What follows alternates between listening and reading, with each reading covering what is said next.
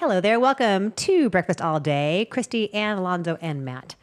So now we're going to turn from the exciting blockbusters we've been talking about to something small and kind of lovely. It's a film called Diane.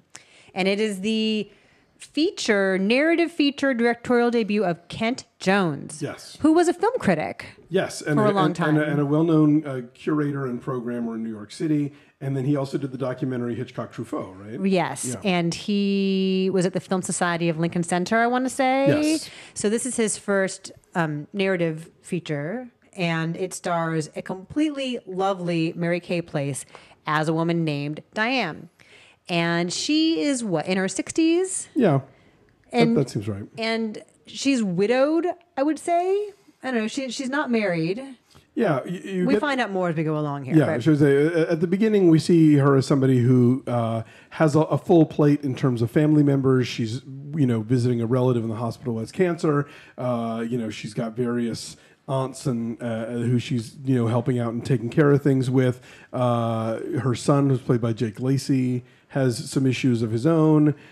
She volunteers at a soup kitchen. All that stuff. I'm glad you brought that up because one of the things I really like this movie, and this movie sneaks up on you. Mm-hmm. It does, and it starts out in a quiet way, like because you start out. I found myself like, I wonder where this is going. And Mary Kay Place is, Diane is this woman who is just matter of factly being what would seem on the surface really selfless and really put upon. She's got a son played by Jake Lacy, who's, we're seeing a different role from him. And I think he's good in this. Very. Playing someone who's totally strung out and really messed up and, keeps calling her names and kicks her out of the house. But she keeps coming back to try and take care of him. And that gets deeper. But in the beginning, you see her dealing with her son and visiting her cousin in the hospital who's got cancer and volunteering. And she's doing favors for everyone. And it's very much like, oh, this is someone who just gives and gives and gives. And you kind of start expecting like, oh, she's going to snap. And that's not where the movie goes. Right. And you start to see that there's something akin to atonement, that's why she's doing this. And as you learn more and you learn it in a very organic way, I felt like you learn more and more about her character and why she's doing all this.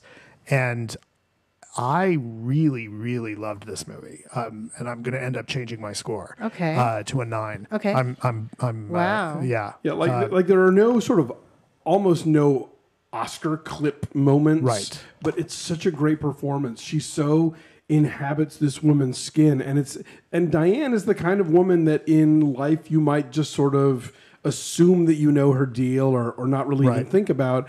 And the movie just kind of, again, very organically, very subtly lets you know who she is and where she's been and what she's done. And it's fascinating. And there's at one point where, and they talk about like, there's a scene around a kitchen table with all these other relatives and friends, and they're all very much older and talking about people that they've lost and kind of some discussions as to, being careful because you're getting older and there's a point at which Diane or somebody discusses with her who she's lost. And she says, one of the last relatives is this one. And at one point there's a funeral that totally catches, like me, it was my reaction to seeing who it was. I was like, oh no. Me too. Right. And I was like, and that's when I realized, like, oh, this movie has me. This movie has me really invested in Diane in a really subtle, sneaky way, because for me to find out that's what she's going to do, I was like, oh. It's just really beautifully written. I mean, there's just great subtlety and an efficiency to all of these interactions she has, right? And she's constantly doing for others, and her life seems rather mundane and kind of bland on the surface. But then if you listen to what they're talking about, they convey so much in just the simplest of conversations at, the country buffet, eating bland mac and cheese or whatever it is that they're having. There's a really rich sense of place here. It takes place in Western Massachusetts, like Pittsfield, Mass, I want to say. But it could be anywhere in any small town on the East Coast. It's kind of bleak, and you get the sense that it's a place that has seen better times, and there are references to all the husbands who have died and why. Right. One of the other things I think this movie does really well is it shows how in families, and I think about this fairly often, there's a, like if you're going to get in an argument and get really pissed at somebody, if they're not a family member, like there's a whole dance of escalation that happens before people really like raise their voices and act really angry, right? Before the gloves come off. But with family, because you've gone through that escalation so many times, you don't do that anymore. And so you can just turn on the like, God damn it, you do this all the time, like that, right? And this movie catches that in a few different places, and it doesn't feel forced, and it just feels so natural, and you totally believe it. There's one of the scenes in the hospital where she and her cousin start arguing over what seems like an offhand comment, right? And then it gets real ugly real quick, right? And then there's the dinner at the Suns. So great. Which I thought was great, and the way that scene is cut, it's right at the edge of being farcical with the other comments that people are making, right? But it doesn't tip in there. Like, right. The director walks that line so well. I was really impressed. I want to just rattle off the amazing ensemble cast. It's incredible. Yeah. S.L. Parsons, Andrea Martin, Deidre O'Connell, Glynis O'Connor. Glynis O'Connor. One of my favorite actresses of the 70s who's been surfacing of late. Like she was in Bread Factory. She's in this, just so terrific. Joyce Van Patten. Just like all these amazing actresses and Jake Lacy.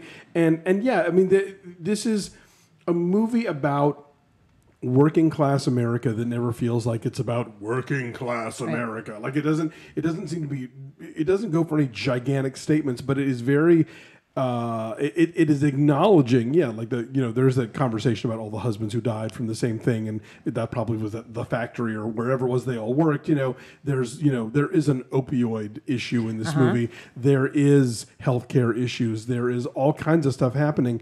There is the use of religion as a substitute drug. There's a lot of things going on in this movie, but this is not a movie about issues. Ultimately, it is about these people, especially about Diane herself. And Mary Kay Place brings this woman to such vivid life. It is a great, great performance, and I hope that people remember it at the end of the year. I suspect they will at the Spirit Awards, because this is the kind of place where the kind of performance does get acknowledged and should. Yeah, it's so subtle what she's doing, but you're right, Matt. When there are like the flashes of totally human anger and exasperation, it just feels not out of place, but rather like we're watching a complicated woman living a life. She has lived a life and she has regrets, and we feel like we know her so well that when she does deviate from the saintly persona that she puts out to the world, it's like, oh, of course, because we know her by then. When she lets that other woman at the soup kitchen have it, it's like, yes. Right, or the scene in the bar. Right. When she comes out of the bar, right? She comes out of the bar, and then you're so happy to see the way that scene kind of ends. Again, this is, look, a lot of movies will use shortcuts and they'll use broad strokes to kind of signify what a character is doing. And this movie earns your affection for Diane. And again, totally caught me off guard until that one particular scene and, at the funeral. And at that point, I was like riveted, because then it was like, as the rest of the movie went on, between the writing is great, and just that this movie will quietly let us see the life of a woman who is not just reaching the end of her years, but living through everyone around her doing that. Right. And that's, and not in a overly tragic, like giant sweeping way. This is just a thing that we deal with, and she's dealing with her own regrets of the past, and I love this movie. Ken Jones is exposing this character, not like, if he's an archaeologist, he is not using a pickaxe. He's using that brush. The brush. And between this and Gloria Bell, it's been kind of lovely to see movies recently that explore the complicated interior life of middle-aged women, and their joys and their triumphs and their regrets, and there's such truth to it. And Greta. And Greta's going through some stuff, and sometimes she snaps, and that makes sense too. She just wants to dance. Yes, and also the ending is really lovely. It's a beautiful, perfect ending. God, yes. So we're all saying 9 then. Yeah. If you're raising yours to a 9, Yes. okay. So 9's our number. It is at 97% on the tomato meter, and it's probably just like New York and LA this weekend. Yeah, but it's IFC Films, so This keep is an worth eye your out. time. Yeah, if it comes to where you are, go see it. If it's streaming soon, whatever it is, do not sleep on this one. This is It's a wonderful movie. This I think has a decent shot of being on my top 10 list. Yeah, the last thing I want to say about this is the type of movie that like makes me glad that we do what we do, because we I'm so glad you said that we should watch this, because good. this is that kind of movie that, look, my own particular tastes run towards bombastic action figures or action pictures and sci-fi movies. And I would have overlooked it, right? And I would have totally overlooked this movie. And I'm so glad I watched it. Like, this is such a great discovery, and I would recommend. This is that type of movie. Like, this is why we watch movies. For me, it's like, oh, this is terrific. I will get the energy to watch a whole bunch of just forgettable garbage, because every once in a while you get a diamond in the rough like this. Cool. Definitely. Thank you for watching. Please subscribe to our channel here on YouTube and click like on this video. And go follow us at BeFastAllDay on Twitter, Instagram, and Facebook. And, of course, you can subscribe to the show as a podcast on most of the podcatchers. iTunes, Google Plus, Stitcher. Did we figure out Spotify? That was it. I thought we were always on Spotify. I thought we were too. Well, go figure. look into that, will you? Yes, I will make some inquiries.